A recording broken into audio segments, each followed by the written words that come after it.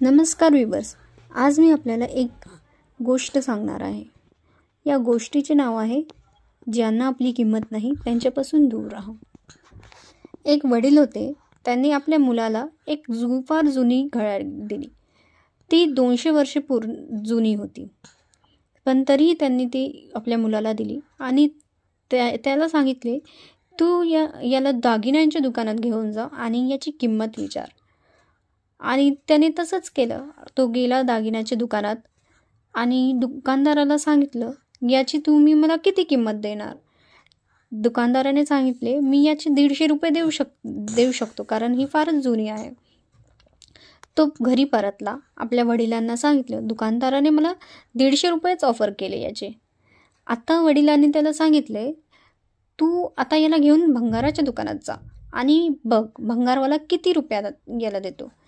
भंगारवाल्याने तर त्याची किंमत 20 रुपयेच सांगितली आणि तो परतला घरी आणि वडिलाला परत सांगितलं की भंगारवाल्याने तर फक्त याचे 20 रुपयेच सांगितले, कारण तो सांगत होता ही फारच जुनी घड्याळ आहे आणि काही त्याचे अवशेषही सापडत नाही, त्यामुळे त्याने 20 रुपयेच मला ऑफर केली।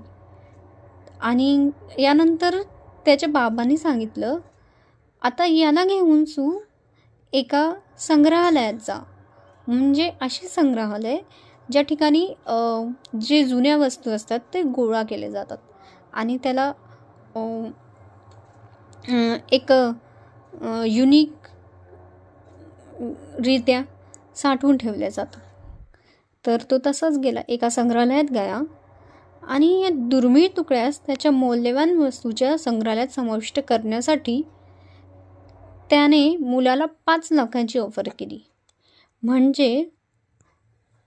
आणि यावेळेस मुलाला समजलं की त्याचे वडील नेमके त्याला काय म्हणत होते आणि वडील शांतपणे स्मित हास्य करत म्हणाले, मला तुला हेच सांगायचे होते की योग्य ठिकाणी तुमची योग्य मूल्य आहे।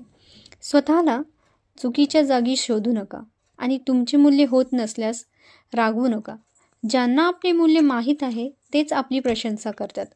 आपली किंमत जाणून घ्या, म्हणजे अशा व्यक्तीपासून दूर राहा ज्यांना आपली किंमत नाही।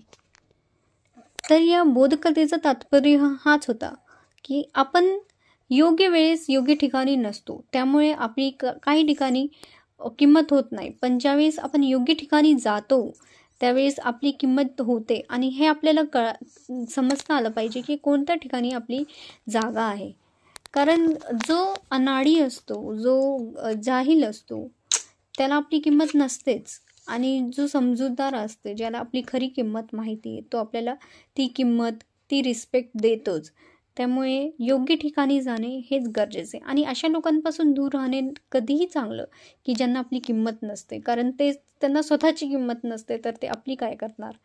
त्यामुळे आपल्या नातेवाईकांमध्ये किंवा कोणत्याही लोकांमध्ये जातो आपण, तर असे लोक खूप असतात की जे आपली किंमत करत नाही, तर त्यांच्यापासून दूर राहणे कधी योग्य ना। त्यांच्याशी भांडणं करावे ना काही बोलावे, पण त्यांच्याशी दूर राहणं कधीही चांगलं।